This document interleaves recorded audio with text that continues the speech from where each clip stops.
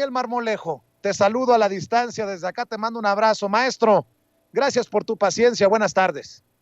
Querido Vicente, gran audiencia de Sin Censura y desde luego al equipo de producción, a todos ustedes que acompañan este importante proyecto de comunicación independiente. Vicente, qué gusto saludarte y bueno, pues emocionado de verte en la mañanera el día de hoy, aunque no se pudo lograr tu participación, pero hace unos minutos escuchaba cuál era el sentido de tu participación. Solidarizado absolutamente con ese planteamiento que estaría pendiente. Maestro, pues nada más por no dejar, pero nuestro invitado anterior habla de que Alarraqui se bañó en estiércol y apesta, que en efecto, de acuerdo a este miembro de la comunidad judía, mexicano de nacimiento, quien vive en Texas, él sí cree que Carlos Alarraqui usa estrategias hitlerianas, respaldando lo dicho por el presidente Andrés Manuel López Obrador. Tu opinión acerca de esto, que es parte de la estrategia de guerra híbrida, de golpe blando, de como lo quieran llamar, pero que ha sido desmontando, que hemos exhibido nosotros también aquí en Sin Censura y de la que hoy el presidente también habla y dice, pues hay que hacerle frente porque muchos de estos personajes son los que recibían y ya no reciben chayotito, querido Daniel. No sería el único con vida quien estaría haciendo este tipo de estrategias. Convengamos en algo, querido Vicente. Alarraqui es un personaje que ha vivido en las faldas del PRI durante todos estos años. Es decir, que él ideológicamente coincide con el PRI del saqueo, que es el saqueo que a él y a otros los beneficiaba, judíos o no judíos. Eso es independiente. Sin embargo, Alarraqui tiene mucho, no solamente la doctrina de Goebbels, sino la doctrina de George Soros, quien recordemos es un judío de origen húngaro, del cual ya hubo un señalamiento también de ubicarlo en esa misma tendencia, pues no sé si llamarla neonazi o goebbeliana, porque Szilard Demeter, que dirige el Museo Literario de Petofi y actúa como comisario cultural del gobierno allá en Bruselas, llamó a Soros el Führer liberal y afirmó que Europa es la cámara de gas de Soros, con gas venenoso, fluyendo de la cápsula de la sociedad abierta multicultural. Esto recientemente le llamó mucho la preocupación a la llamada comunidad judía, quien pidió no solamente destituir a este personaje, que es el encargado del Museo Literario de Petofi, sino que también que se disculpara y que cancelara ese tipo de información. O sea, se pusieron las alarmas en lo más alto, mucha sonoridad de la comunidad judía. Pero Soros mismo, refiriéndonos a estas figuras, es un personaje que ha vivido siempre bajo el interés crematístico, por el único interés que es el dinero. Hubo una entrevista, creo que fue en el año de 1998 para CBS, para 60 minutos, Vicente, en donde él aseguró no sentirse culpable de haber colaborado con los nazis para confiscar propiedades de los judíos durante la Segunda Guerra Mundial. Se le ha acusado a Soros de la crisis financiera en Tailandia, en Indonesia, en Malasia, en Japón e incluso en Rusia. Y tampoco sería el único que ha causado desastres en las economías siendo judío o en las sociedades. Recordemos también a Henry Kissinger, quien es otro judío que se dedicó prácticamente dentro de las estrategias norteamericanas a generar golpes de Estado, como el ocurrido en 1973, el 11 de septiembre en Chile, y de otras acciones intervencionistas como Vietnam. Y tampoco sería el único que ha degradado la condición de ser judío y la condición o la conciencia humanista que se tiene, porque ha habido repercusiones muy negativas, como por ejemplo dentro del aspecto económico, Milton Friedman, judío, quien es el padre de los Chicago Boys y del neoliberalismo, causante de la destrucción sistémica de un modelo que tiene que ver con la, digamos, elevación a un grado muy elevado de depredación capitalista, en donde el nivel de especulación es muy grande. Y tampoco sería el único judío que ha causado destrucción, incluso hasta los propios judíos. Y recordemos pues a otro que era un controlador de estos fondos de inversión, que no eran más que estafas Ponzi, y que tenía un desarrollo de un modelo de inversiones piramidales, y que pues tuvo este negocio, murió hace poco en la cárcel, ya anciano, que tenía un grupo de inversores, y bueno, también era judío, ¿no? Entonces, retomaría nuevamente el tema de Soros, porque a Soros en la entrevista, él le preguntan, pues, si hay alguna repercusión respecto a sus actos, y él dice, lo que hago tan solo es ganar dinero. Entonces, para Soros lo más importante es el dinero, igual que lo es para Alasraqui. Yo no puedo y no voy a mirar las consecuencias sociales de lo que hago. Es decir, que cuando, traspolándolo a Alasraqui, y cuando él llama a la polarización, y lo hace en un programa con Gómez Bruera en La Octava, lo que Alasraqui está haciendo es lo mismo. Él quiere polarizar, quiere ser un centro de polarización. Veamos después otros elementos del contexto de por qué. Dice, intento actuar correctamente, pero algunas veces mis actos traen consecuencias negativas no intencionadas, como en Rusia. Bueno, si lo único que le importa es el dinero, cualquier cosa tiene esa intención. Entonces, sí está intencionado el daño que se genera a las distintas sociedades. Y le pregunta el entrevistador, ¿con cuál George Soros estoy hablando ahora mismo? ¿Con el moral o el inmoral? Y responde, un hombre que periódicamente comete actos inmorales. O sea, él se señala así, un hombre que periódicamente comete actos inmorales. Uh-huh. Quiero retomar que el tiempo restante intenta actuar de manera moral, es decir, unas por otras, pero lo más importante es el centro de la inmoralidad de sus actos.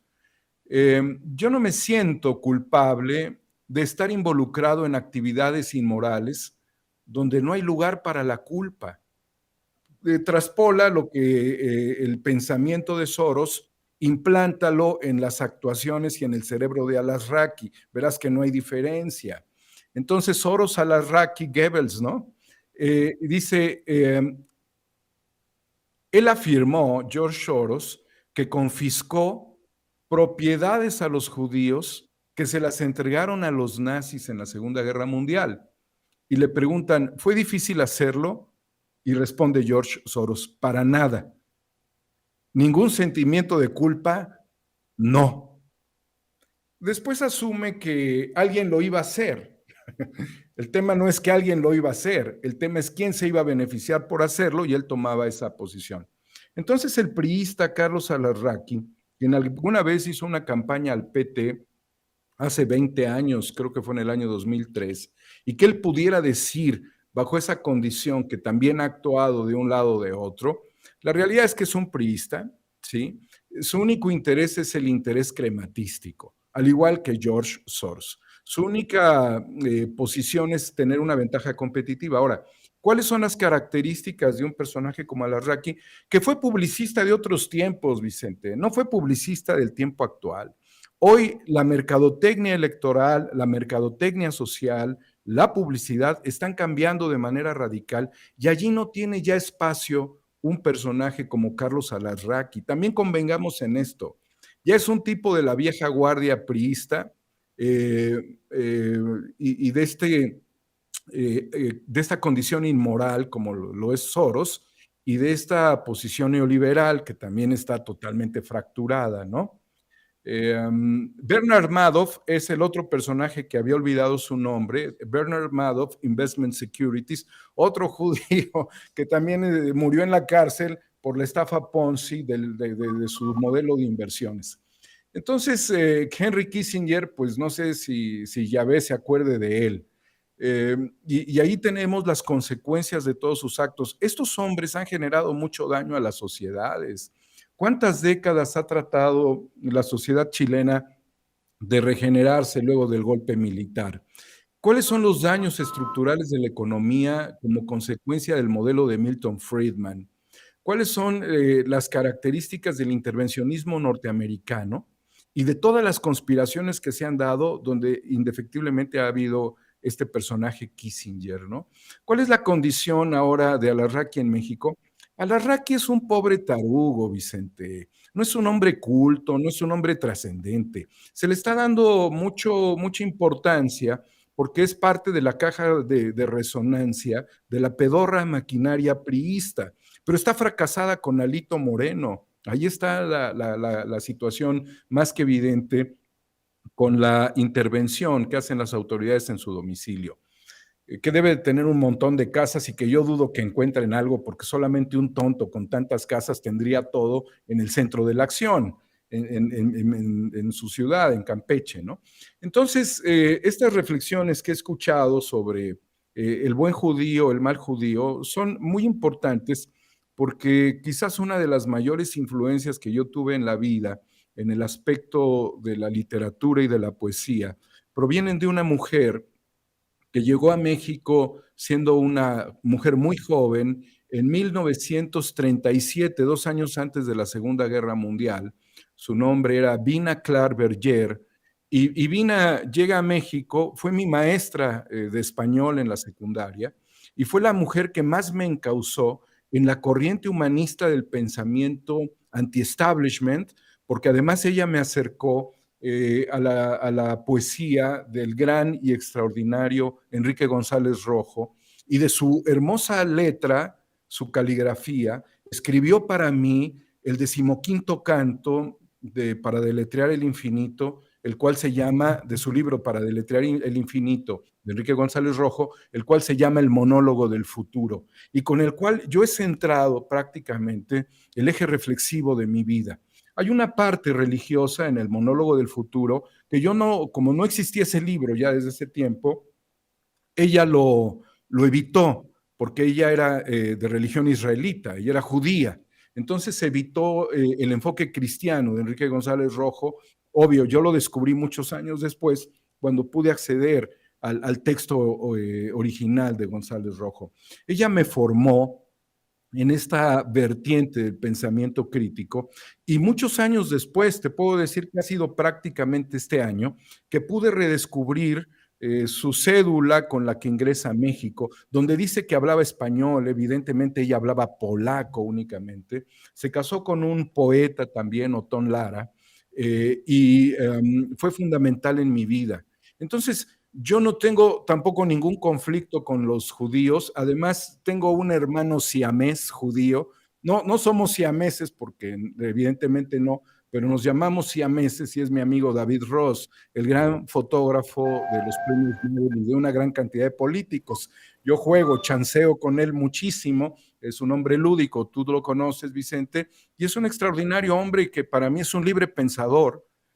No sigue la doctrina religiosa, pero es un hombre fascinante por todo lo que él se ha volcado en el desarrollo humano a través de la fotografía. Y como él, puedo hablar de una gran cantidad de judíos, hay personajes muy preocupados por el desarrollo de la sociedad, como lo es Simón Levi, integrante de la comunidad, que también es criticada por Carlos Alarraqui, la doctora física Claudia Sheinbaum.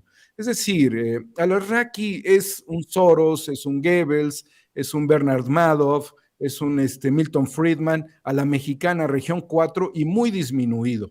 Yo con esto cerraría claramente, Vicente, que el impacto que Alarraqui pueda tener en su visión y en el interés de centrar un debate nacional basándose en la polarización y él siendo un sujeto sujetado por sus propias palabras que lo condenan, no es más que un mediocre en el ámbito de la comunicación, de la publicidad y de la historia de México. Es un vulgar mediocre.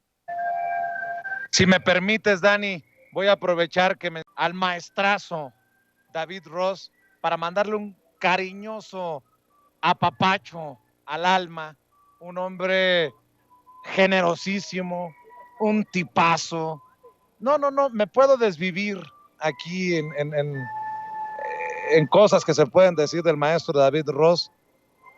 Maestro, si escuchas este mensaje, un abrazo al alma y pronto nos vemos, pronto nos vemos. Te agradezco las llamadas que has hecho a mi teléfono y esas palabras que siempre tan generosamente le dedicas a tu más humilde servidor. Gracias, maestro. Mi querido Daniel, por cierto, yo creo que le dio chorrillo a personajes como Carlos Alarraqui este pasado viernes, 1 de julio, con la inauguración de la primera fase de la refinería Olmeca. Le dio chorrillo a todos esos que se les han hecho estos 4 años de gobierno de Andrés Manuel López Obrador, o de la victoria de Andrés Manuel López Obrador, debí de haber dicho, se les han hecho como 20. Se les han hecho 4 años, pero bajo el agua. Mi querido Daniel Marmolejo, tus reflexiones a 4 años y lo que sigue va a estar muy interesante, porque ya hay que ver también hacia el 2024. Si bien es cierto, se viene el próximo año la inauguración del Tren Maya. Si bien es cierto, tenemos que estar al pendiente del funcionamiento en sí de la refinería Dos Bocas, la refinería Olmeca, pues también, cuando menos pensemos, ya vamos a tener el 2024 encima, ¿eh? Vicente, yo diría algo como algunos de los comentaristas deportivos que son muy emotivos. AMLO, no te mueras nunca. AMLO, no te mueras nunca. El país está muy bien. Hoy tuvimos la presencia de Raquel Buenrostro, de la doctora Raquel Buenrostro en la mañanera, con un trabajo prístino, puro, extraordinario en el SAT, querido Vicente, que nos obliga a todos a la reflexión de el compromiso tributario, de nuestras responsabilidades. Fue extraordinario. AMLO, no te mueras nunca, porque lo que estás haciendo es extraordinario y te va a faltar tiempo. En ese sentido, Vicente, se nos han ido como el agua estos 4 años. Recuerdo que tú estuviste en el primer informe trimestral del presidente Andrés Manuel López Obrador. Yo que desde mi circunstancia lo he podido seguir a lo largo de todos estos años, cuando menos, pues ya serán unos 26, 27 años de seguimiento al presidente López Obrador. Realmente México estaría todavía con muchos desafíos. Tenemos una gran cantidad de apoyos y aquí tú eres muy importante, Vicente, porque tu voz en Estados Unidos tiene un peso extraordinario. Creo que tu voz es una voz binacional y lo diría también multinacional, porque trasciendes a otras regiones de Sudamérica, de Europa, Vicente, pero en la relación binacional, la voz de Vicente Serrano, amigas y amigos, es una voz muy potente, muy gallarda, que está ayudando también a construir una reflexión histórica y que esto se traduce, Vicente, en que lleguen los recursos a las comunidades del país. Desgraciadamente, los Oxxos esquilman muchos de estos recursos, estos cabrones de FEMSA que se quedan con el agua, que no pagan la luz, que se hacen supuestos generadores de energía, que pagan la quinta parte que una tiendita, que no pagan impuestos o los vienen pagando muchos años después y que esquilman el dinero de las comunidades, al igual que Electra y todas estas empresas, las de Salinas Pliego.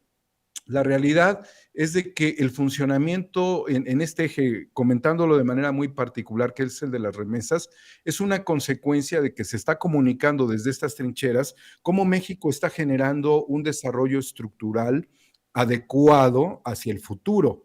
Y no voy a dar ningún beneficio a la Secretaría de Economía, Vicente. La economía de México funciona por gente como Raquel Buenrostro, funciona por gente en la Secretaría de Hacienda, Funciona por los programas sociales, funciona por la gran recaudación, funciona por los migrantes.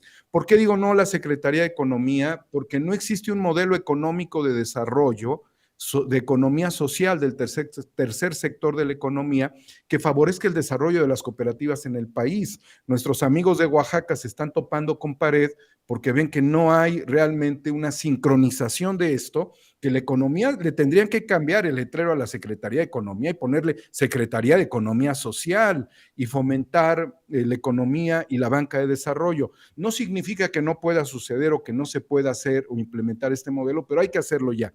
Pero lo que está sucediendo en México es prodigioso. Si no quisiéramos usar la palabra milagro, que muchas veces se ha pervertido, lo que sí tendríamos que decir es de que es prodigioso. Y en estos 4 años, Vicente, estamos convencidos que el gran impacto que Andrés Manuel López Obrador ha tenido en todas las comunidades de nuestro país. Ayer hablaba con una gente de Chimalhuacán, de estos municipios que han estado siempre dominados por el PRI, por personajes oscuros como la famosa Loba y todas estas cuestiones también de antorcha campesina. Dicen, amamos a López Obrador. Lo dice la gente pobre de nuestro país que está viendo los beneficios de los programas sociales. Entonces, lo primero fue la repercusión de López Obrador en el plano electoral el año pasado y esto, excepto Aguascalientes que no se deja querer y Guanajuato que se odian entre ellos al grado de que ya no saben que existe el mundo más allá de su propia realidad. Este año las elecciones también fueron muy favorables, la revocación de mandato lo dejó muy claro. Y hoy que vemos a los candidatos o precandidatos, porque todavía, o a los aspirantes, porque no son ni precandidatos, no hay registros, o a los suspirantes, como quieras llamarle, lanzados al ruedo, Vicente, lo voy a decir con todo respeto absolutamente a todos, ninguno le llega a López Obrador, por eso la gente dice, y lo he leído en los mensajes en Twitter, en los chats, si el pueblo pone y el pueblo quita, el pueblo quiere más a López Obrador que continúe la gran hazaña de la transformación, el prodigioso proyecto de nación que está reconfigurando a nuestro país. ¿Por qué, Vicente? Porque luego de estas 2 inauguraciones extraordinarias, también te das cuenta de algunas debilidades como parte de un proceso histórico de degradación neoliberal. Falta la aerolínea, ya tenemos el aeropuerto. No se quieren ir las aerolíneas porque están saboteando. Vale gorro, Aeroméxico está vinculado con Delta y están protegidos en la Secretaría del Trabajo y desprecian a los trabajadores de Mexicana de Aviación. Tiene que tener alas el AIFA y pueden ser las de Mexicana de Aviación y el avión presidencial, con todo respeto, habrá que comentarlo al presidente, no hay que mandarlo a Argentina, porque Argentina, no quiero decir que nos van a dar churrascos y chimichurri, no, ellos nos pueden dar muchas cosas más en términos agrícolas, pero la realidad es de que Argentina está viviendo una crisis económica muy, muy fuerte y se vería muy mal el presidente Fernández recibiendo el avión presidencial. No, pongamos ese avión en el AIFA y hagamos que empiece a conectar con los más de 4,000 clústeres que tiene Mexicana de Aviación y que están siendo, de lo cual están siendo beneficiadas empresas extranjeras, ¿sí? Que no le reditúan nada a los trabajadores de Mexicana. Vamos a plantearnos este enfoque. Por el otro lado, Vicente, en la refinería, hay que desarrollar todavía un modelo cooperativo. Fueron decenas de miles de trabajadores y se pudiesen reincorporar al nuevo proyecto de la coquizadora entre 8 y 10 mil. ¿Qué quedan con los otros decenas de miles en el limbo? Bueno, pues tienen que desarrollar otros modelos, se pueden ir al Tren Maya, pero hay que desarrollar estos modelos. Ahí es donde hace falta Andrés Manuel López Obrador, que se apoye en el tequio y la visión de los nuevos gobernadores de Salomón Jara en Oaxaca, de el gobernador de Hidalgo, que será el gobernador electo Julio Menchaca, de la nueva gobernadora en Quintana Roo, y de todo lo que se puede hacer con los gobernadores actuales, tiene que ir en ese sentido progresivo de una economía social. Ahora que el invitado Gerfunkel habló de los kibbutz en Israel. Entonces, pues si existe el modelo de economía social y solidaria en Israel y lo existe en Oaxaca, pues tendríamos que llevarlo al plano definitivo de los proyectos del presidente para no terminar siendo empleados de Amazon, Vicente, porque la gente va a aspirar como única posibilidad a ponerle cintas adhesivas a los empaques de Amazon que van a venir de Asia Pacífico hacia Norteamérica y viceversa. Tenemos que cambiar la mentalidad. Por eso siento yo que todavía falta Andrés Manuel. Y por eso creo que Andrés Manuel tiene que hacer todavía muchos cambios. Disculpe, señor presidente, por decirle a Andrés Manuel, pero estoy en el vulgo, en lo popular, con nuestra gente. Como a usted le dicen, Andrés Manuel, yo le digo, señor presidente, cambiar y todas estas figuras que se han acomodado en la 4T, pero que no son funcionales para meter gente con nuevos ideales, con nuevas visiones, con capacidades de integración, hablando directamente con los nuevos gobernantes y con los gobernantes vigentes para hacer estos cambios. La Ciudad de México, Vicente, sin irme más lejos, requiere una política hídrica que no tiene. Se están socavando institutos de investigación. El IMTA, no sé si ya lo desaparecieron o va a desaparecer. Hay problemas de agua en el norte del país y están por desaparecer el Instituto Mexicano de la Tecnología del Agua. Tenemos litio, tenemos sol, tenemos aire, tenemos agua, tenemos capacidad energética y está siendo sometido el Instituto Mexicano, el Instituto de Electricidad y Energías Limpias, que yo propuse sea el Instituto Mexicano de Electricidad, Litio y Energías Renovables. Entonces necesitamos también elevar la condición del Instituto Mexicano del Petróleo, porque cuando el petróleo ya no sea el hidrocarburo, sí la petroquímica va a seguir utilizando toda la capacidad de productos para continuar en el desarrollo industrial del siglo XXI. Entonces necesitamos salas, necesitamos industrias, necesitamos que el millón de ingenieros, de científicos, de investigadores que se encuentran en el extranjero, que son 1 millón, sean reintegrados a la economía mexicana de una u otra forma.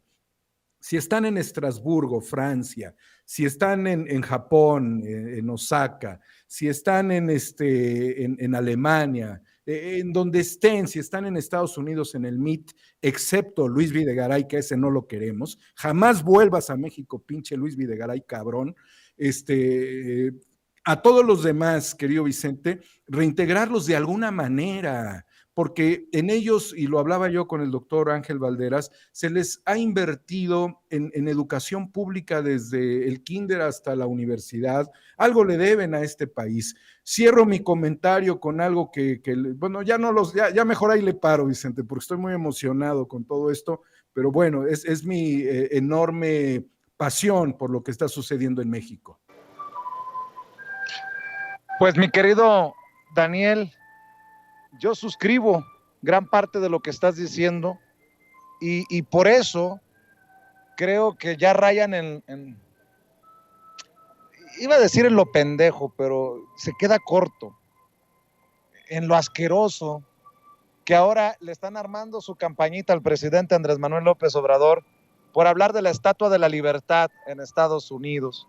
A ti, a mí, a los que nos dedicamos a la trinchera independiente, sí nos importa el tema de Julian Assange, porque desde su independencia generó conciencia con Wikileaks y ha desnudado en el caso de Estados Unidos al imperio. Y hoy el presidente vuelve a retomar el tema y de lo que sale de la idiotez de personajes como Leo Zuckerman es que ya se imaginan a Andrés Manuel López Obrador corriendo cuando vaya a Washington, de ahí, de la Casa Blanca a Nueva York, a empezar a desatornillar la Estatua de la Libertad. A ese nivel han caído. No, y espérate tantito. Si sigues diciendo que Andrés Manuel López Obrador tiene mucho por hacer, no dudes de que por ahí se saquen una de Andrés Manuel López Obrador quiere lanzar su candidatura a ser secretario general de la OEA, o peor aún, se quiere apoderar de la Casa Blanca.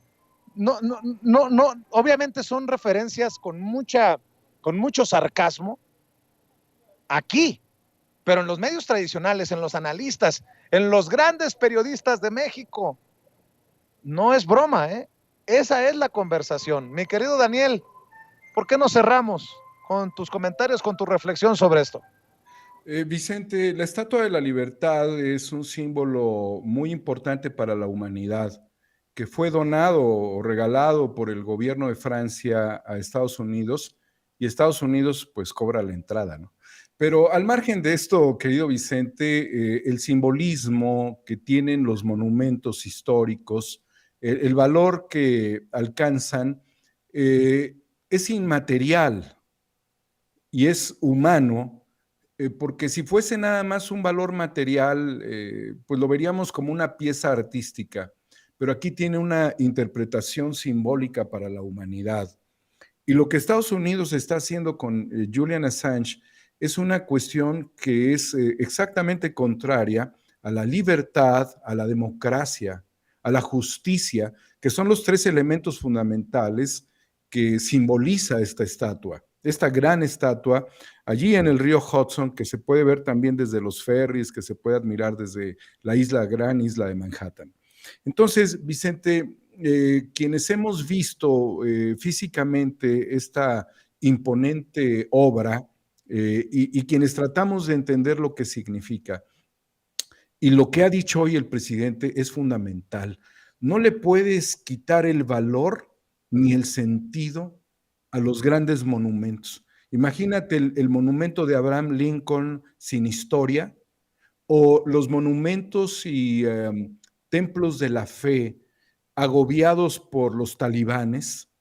El mismo Napoleón, cuando sabía que estaba conquistando un pueblo con una determinada religión, preservaba los valores artísticos y culturales, porque él le daba una gran importancia a ello, y esto ayudó a no perder el hilo conductor de la historia de la humanidad. Pero de la Biblioteca de Alejandría no quedó nada, porque los bárbaros la quemaron. Entonces, si tú desustancias la Estatua de la Libertad, de su valor, que es la libertad, que es la justicia y que es la democracia, querido Vicente, estás acabando con la historia y con su esencia. Estados Unidos no se lo puede permitir. Creo que el valor y el poder simbólico de este monumento glorioso, que es extraordinario, apreciado por millones de personas en libros o físicamente, debe ser la conciencia moral de los pueblos y de sus gobernantes. Por eso, el que el presidente lo señala va más allá de la burda, estúpida, ridícula, imbécil declaración de la oposición mediocre mexicana sobre lo que significaría desmontar algo o desarticularlo físicamente. No, pendejos. Se desarticula la esencia con la cual fue edificada, por la cual fue obsequiada y por la cual es referenciada y puede recibir incluso hasta tributos. El monumento de la Victoria Alada, las figuras que rodean el ángel de la independencia, las personificaciones esculpidas allí, tienen una esencia patriótica e histórica. Sin ella los pueblos no existen, seríamos bárbaros. Entonces, a los idiotas que hablan de la parte estructural, están realmente desmembrados conceptualmente de lo que significa el valor histórico y la esencia moral de las conquistas, de la conciencia humanista, de las sociedades avanzadas, y nos volveríamos todos unos viles depredadores de ISIS o pues unos bárbaros en realidad, ¿no? Esa es la reflexión que hace el presidente hoy, a la cual me sumo yo también, porque entonces ningún monumento tendría importancia. Por eso cuando vienen los ataques de las pseudofeministas a lo material, porque no les simboliza nada en la lucha por la justicia social, pero pareciera que están apoyadas por George Soros y por estos grupos de Open Society, este es judío que ya lo describí hace un rato, pues hay una furia desinteresada sobre lo que ayuda a construir un hilo conductor. Y no solamente recae en quienes no entienden o atacan un elemento monumental, sino para quienes confunden el monumento, el valor artístico y cultural de las cosas, con objetos que no son arte, que no son cultura, que no simbolizan nada. Recuerdo, por ejemplo, las barbaridades que también se cometieron en el 68, cuando hablaban pues de la mejor escultura eran los adoquines, nada más porque se marchaba en los adoquines. ¿Qué hubieran dicho los griegos de los activistas del 68 del Mayo francés? Están bien tontos, ¿no? Lo hubieran dicho los griegos. Pues yo diría que sí, no es ese la mejor escultura tampoco. Entonces, el valor dentro de la filosofía, el valor estético, también tiene el valor ético y el valor histórico de las cosas y de lo que se argumenta en ellas y de lo que le damos a las sociedades futuras. Si no, vamos a quemar los libros, Vicente, como lo hicieron en la Alemania nazi. Vamos a quemar los libros como lo hicieron los pinochetistas porque decían que era propaganda comunista. Por eso vamos a agobiar a las sociedades cuando el pensamiento libre fluye y vamos a asesinar a los escritores y a los periodistas porque no tiene sentido lo que dicen. Entonces, romper la sustancia histórica y el valor profundo de las cosas nos llevaría a un estadio de barbarie. Pues qué rico escuchar tus reflexiones, Daniel Marmolejo, como siempre, maestro, es un placer y sobre todo reconocer el esfuerzo que estás realizando por conectarte con la audiencia de Sin Censura. A veces más complicado una vez que otras, pero sé que le guardas en tu corazoncito un lugar especial a esta audiencia diferente e inteligente. Y mi querido Daniel, eso no tengo palabras para agradecerte y no tengo palabras para agradecerte el haberme presentado al maestrazo, al querido Daniel Ross. Con tus comentarios y con obviamente tu invitación para que se sumen a tus redes sociales, cerramos, querido Daniel. Gracias, Vicente. Bueno, decirle a la audiencia de Sin Censura que no solamente somos víctimas de asedios, sino de denuncias por exigirle a los legisladores que tengan un comportamiento responsable con lo que juramentan y que, bueno, esté instituido en la primera sesión parlamentaria a la que acuden, el juramento, y por eso nos acusan, utilizan al INE como mecanismo para hablar de violencia política y género, cuando no tiene absolutamente nada que ver. Estamos en el ejercicio de la libertad. Es decir, lo que pasa allá también pasa acá, en mayor o menor grado, Vicente. Agradecerte la posibilidad de este espacio, enviarle un saludo a las judías y a los judíos que viven en México, a las víctimas del Holocausto, que es algo que permanece, al igual que las víctimas de la conquista, que la población posiblemente se redujo hasta el 10% cuando llegaron pues los españoles en el periodo de la conquista en la empresa militar, al igual que a todos los judíos como los que murieron como consecuencia de la explosión de la embajada de Israel en Buenos Aires, y a las víctimas judías del atentado contra la Asociación Mutual Israelí en el año 94 en Buenos Aires también, que es un atentado, al igual que al pueblo palestino, al pueblo árabe saharaui, ¿sí? Que hablan español y que también se encuentran en una situación muy desgraciada, a todos los pueblos que están viviendo socavados por, como lo dijo Garfunkel hace un rato, por tribus o grupos deshumanizados cuyo único interés ha sido la destrucción de sectores de la población, sean nazis o sean sionistas, quienes quiera que sean, querido Vicente. Viva la libertad, viva la justicia, viva la democracia, Vicente. Nos vemos en 4A República las veces que sean posibles. Nos vemos aquí en Sin Censura contigo. Free Assange, por el bien de la humanidad. Presidente Biden, haga lo que le corresponde, porque lo que Assange demostró son las tropelías del gobierno norteamericano. Y es importante que un país como el de ustedes logre una regeneración con la humanidad a través de permitir que la libertad exista en su país. Free Assange, con mucho respeto al pueblo norteamericano. Muchas gracias, querido Vicente. 4A República en YouTube, Homo Ex Novo en Twitter.